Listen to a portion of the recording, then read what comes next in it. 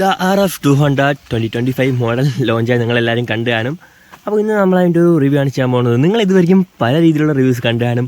Ride review കണ്ടു കാണും, വാക്ക് around review കണ്ടു കാണും, ഈവൻ എക്സ്പെക്റ്റേഷൻ റിവ്യൂ വരെ കണ്ടു കാണും. നമ്മൾ വെറൈറ്റി പിടിക്കാൻ പോവുകയാണ്.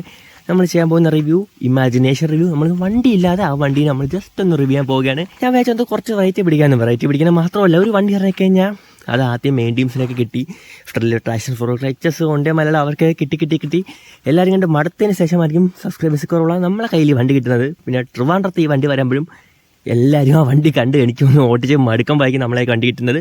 അപ്പോൾ പിന്നെ ആരും കാണില്ല. അതുകൊണ്ട് ഞാൻ വെച്ചാൽ ഇപ്പോഴേ ഒന്നും ചെയ്യാമെന്ന് വിചാരിച്ചു. അതിനുവേണ്ടി എടുത്തു വെച്ച് നിൽക്കുന്നൊരു വണ്ടി RF200 പഴയ മോഡൽ വണ്ടിയാണ്. ഈ ഒരു സെയിം ഡിസൈനിൽ തന്നെയാണ് ആ അപ്പോഴും വണ്ടി എടുത്തേക്കുന്നത്. ജസ്റ്റ് ഗ്രാഫിക്സിലും കളർ പെയിൻറ്റിലും മാത്രമാണ് സ്ലൈറ്റ് ആയിട്ടുള്ള വ്യത്യാസം കൊണ്ടുവരുന്നത്. പിന്നെ ചെറിയ അല്ലറ പരിപാടികൾ. അപ്പോൾ അതെല്ലാം കൂടെ വെച്ചിട്ട് ഇപ്പുറത്തൊരു RS ഉണ്ടെന്നുള്ള രീതി തന്നെ നമുക്ക് വെച്ചിട്ട് ഇനി കമ്പയർ ചെയ്ത് തുടങ്ങാം. പ്രത്യേകിച്ച് എടുത്ത് പറയണ്ടല്ലോ, നിങ്ങൾ സബ്സ്ക്രൈബേഴ്സ് ചെയ്യുന്ന അനുസരിച്ചിരിക്കും എനിക്ക് പെട്ടെന്ന് വണ്ടികൾ കിട്ടുന്നത്, എനിക്കെടുത്ത് ചെയ്യാൻ വേണ്ടി ഒരു തോന്നൽ കിട്ടുന്നത്. അപ്പോൾ കണ്ടിട്ട് അതേപോലെ ഇറങ്ങിപ്പോലെ ലൈക്ക് കൊടുത്ത് സബ്സ്ക്രൈബൊക്കെ ചെയ്യണം. ഞാൻ എപ്പോഴും എടുത്ത് പറയണമെന്നില്ല. അപ്പോൾ ഇമാജിനേഷൻ പ്രത്യേകിച്ച് ലിമിറ്റൊന്നുമില്ല, നമുക്ക് തള്ളിക്കറ്റി എന്തും പറയാം. ലാസ്റ്റ് ഇനി വണ്ടി എനിക്ക് നേരിട്ട് കിട്ടുമ്പോഴായിരിക്കും കുറേ കാര്യങ്ങൾ തിരുത്തേണ്ടിയൊക്കെ വരുന്നത്.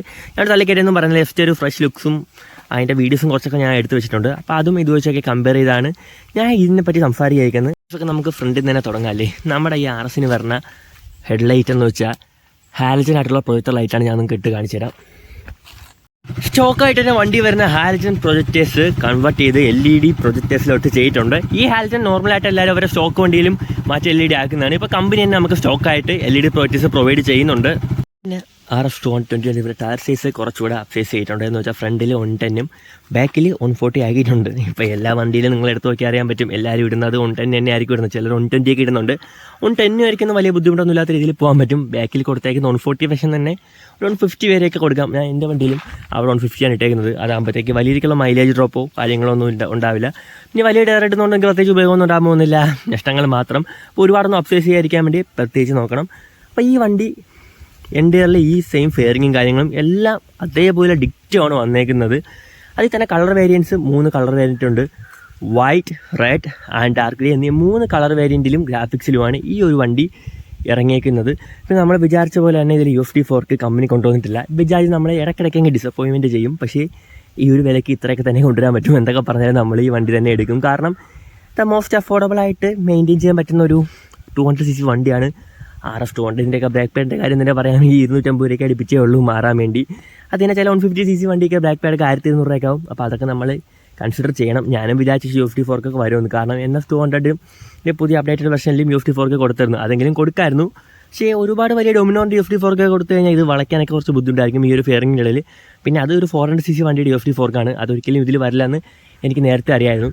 അത് കുഴപ്പമില്ല, ഈ UFD 4 നമുക്ക് തന്നെ സെറ്റ് ചെയ്യാവുന്നതേ ഉള്ളൂ. പിന്നെ ഉള്ളൊരു കാര്യം എന്ന് വെച്ച് കഴിഞ്ഞാൽ ഈ ഒരു ടെയിൽ സെഷൻ, ഈ RSൻ്റെ ഈ ടെയിൽ സെഷൻ ഇഷ്ടപ്പെടാത്ത ഒരുപാട് പേരുണ്ട്. അത് ഈ പ്രാവശ്യത്തെ അപ്ഡേറ്റോടുകൂടി അത് മാറുകയാണ്. കാരണം ഇതിന് മോശമായിട്ടാണ് മറ്റേ ടെയിൽ ലൈറ്റ് വന്നേക്കുന്നത്. എനിക്ക് ഈ ഒരു ഡിസൈൻ എൻ്റെ പേഴ്സണൽ ഒപ്പീനിയൻ വലിയ ബുദ്ധിമുട്ടായിട്ടൊന്നും തോന്നിയിട്ടില്ലെങ്കിലും എല്ലാവരും കട്ട് ചെയ്ത് ടെയിലാക്കുന്നുണ്ട്. പക്ഷേ മറ്റേ ഡിസൈൻ എനിക്കത്ര ഇഷ്ടപ്പെട്ടില്ല ബേസിക്കലി.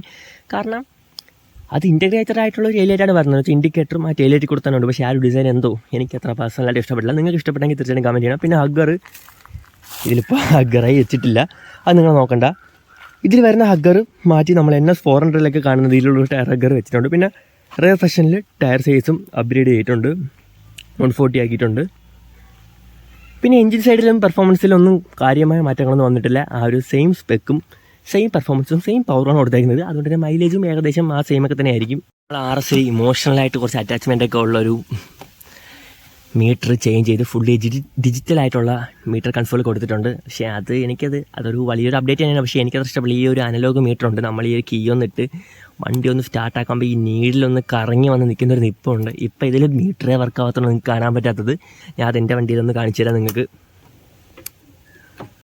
ഇപ്പോൾ ഇത് വർക്കാവില്ല, ഇത് നോക്കണ്ട. ഈ ഒരു മീറ്റർ ചേഞ്ച് ചെയ്തെങ്കിലും ഈ ഒരു ടാക്കോമീറ്റർ മാത്രമെങ്കിലും ഈ ഒരു അനലോഗ് കൊടുക്കായിരുന്നു. ഈ ഒരു നീഡിൽ കറങ്ങി വന്ന് നിൽക്കുന്നത് എന്തോ ഒരു ഇമോഷണലായിട്ട് പക്ക അറ്റാച്ച്മെൻ്റ് ഉള്ളതാണ്. പക്ഷേ ഫുള്ളി ഡിജിറ്റൽ മീറ്റർ കൊടുക്കുന്നത് അതിൽ തന്നെ 10/10 നാവിഗേഷൻ, ബ്ലൂടൂത്ത് കണക്ടിവിറ്റി, കാളൻ മെസ്സേജ് അൽസ്, അങ്ങനെ ഒരുപാട് ഫീച്ചേഴ്സ് അതിൽ വരുന്നുണ്ട്. പിന്നെ എൻജിൻ സൈഡിലൊന്നും പ്രത്യേകിച്ച് മാറ്റങ്ങളൊന്നും, ഇലക്ട്രോണിക്സ് ഒക്കെ കുറച്ചുകൂടെ അപ്ഡേറ്റ് ചെയ്തിട്ടുണ്ട്. ഇതിലിപ്പോൾ സ്ലിപ്പ് ആൻഡ് അസിസ്റ്റ് ക്ലച്ച് കൊടുത്തിട്ടുണ്ട്. ഇലക്ട്രോണിക് സൈഡിലേക്ക് വന്ന അപ്ഗ്രേഡിൻ്റെ പരമായിട്ട് ഇതിൽ കസ്റ്റമൈസബിൾ ആയിട്ട് റൈഡിംഗ് മോഡ്സും എടുത്തിട്ടുണ്ട്. Rain, road and off road, ആ 3 മോഡ്സാണ് ഇതിൽ വരുന്നത്. അപ്പോൾ ആ മോഡ്സ് ഈ ഒരു ഫീച്ചേഴ്സൊക്കെ വെച്ച് വർക്ക് ചെയ്യത്തില്ല. അപ്പോൾ കുറച്ചുകൂടി അഡ്വാൻസ്ഡ് ആയിട്ടുള്ളൊരു ഫീച്ചേഴ്സിൻ്റെ സെറ്റപ്പും കൊടുത്തിട്ടുണ്ട്. അതുണ്ടെങ്കിൽ മാത്രമേ 3 മോഡ് മാറ്റി നിങ്ങൾക്ക് കളിക്കാൻ പറ്റും.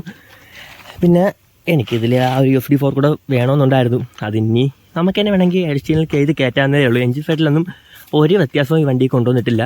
പിന്നെ ഇതിലിപ്പോൾ അല്ലാത്ത മിററൊക്കെയാണ് വെച്ചേക്കുന്നത്, ചെറിയ സ്ക്രാച്ചൊക്കെ ഉണ്ട്. അപ്പോൾ ഇതിൽ 3 വേരിയൻറ്റ് വരുന്നത് red, white and dark grey എന്നീ 3 വേരിയൻ്റാണ് ഈ വണ്ടി വരുന്നത്. ഇതിൻ്റെ ഷോറൂം പ്രൈസ് എനിക്ക് തോന്നുന്നു 1,70,000 തോന്നുന്നല്ല, 1,74,000 അടുപ്പിച്ചുണ്ട്. അപ്പോൾ എങ്ങനെ പോയി നോക്കിയാലും ഒരു 2 ലക്ഷം രൂപയ്ക്കകത്ത് നിങ്ങൾക്ക് വണ്ടി കിട്ടും. എടുത്തതിന് ശേഷം നിങ്ങൾക്കിപ്പം കസ്റ്റമൈസ് ചെയ്ത് ഒരുപാട് രീതിയിൽ വണ്ടി മാറ്റി മറിക്കാൻ പറ്റും. RS നിങ്ങൾ ശ്രദ്ധിച്ചിട്ടുണ്ടാവും, ഒരുപാട് പേരെടുത്ത് അതിന് പ്രത്യേകിച്ച് കമ്പനിക്ക് ഒരു അപ്ഡേഷൻ ചെയ്യാൻ വേണ്ടി ഇല്ലാത്ത രീതിയിൽ മോഡിഫൈ ചെയ്തൊരു വണ്ടിയാണ് RF 200. അപ്പോൾ ഈ ഒരു മോഡലിൽ കുറച്ച് ഇലക്ട്രോണിക്സൊക്കെ കയറ്റി കഴിഞ്ഞാൽ ആൾക്കാർക്ക് ഇനി മോഡിഫൈ ചെയ്യാനും മെയിൻറ്റെയിൻ ചെയ്ത് കൊണ്ടുനടക്കാൻ എളുപ്പമായിരിക്കും. ഇതിനു പിന്നെ RF 200, NF 200, AF 200 വെച്ചിട്ടുള്ള കമ്പാരിസൺ റിവ്യൂ വീഡിയോ ചെയ്തിട്ടുണ്ട്. ആ ചാനലിൽ അവിടെ ഇട്ടേക്കും, നിങ്ങൾ നോക്കിയാൽ. ഞാൻ കൂടുതൽ പറഞ്ഞ് ഉറപ്പിക്കുന്നൊന്നുമില്ല. വണ്ടി എനിക്ക് നേരിട്ട് കിട്ടുകയാണെങ്കിൽ അതോട് വെച്ചിട്ടും ഇതിൽ പറഞ്ഞ തെറ്റുകളൊക്കെ തിരുത്തിയും ഞാൻ പുതിയ ഒരു വീഡിയോ ഉറപ്പായിട്ടും ചെയ്യുന്നതായിരിക്കും. അപ്പോൾ കണ്ടാൽ ഇഷ്ടപ്പെടാത്ത തീർച്ചയായും ലൈക്ക് അടിക്കണം. നിങ്ങൾക്ക് ഡൗട്ടും കാണുന്നുണ്ടെങ്കിൽ കമൻസിലൂടെ ഇൻസ്റ്റാ ഐ ഡി കൂടെ ഒക്കെ എന്നെ കോൺടാക്ട് ചെയ്യുന്നതാണ്. അപ്പോൾ പുതിയൊരു വീഡിയോ കാണുന്നവരെ ബൈ.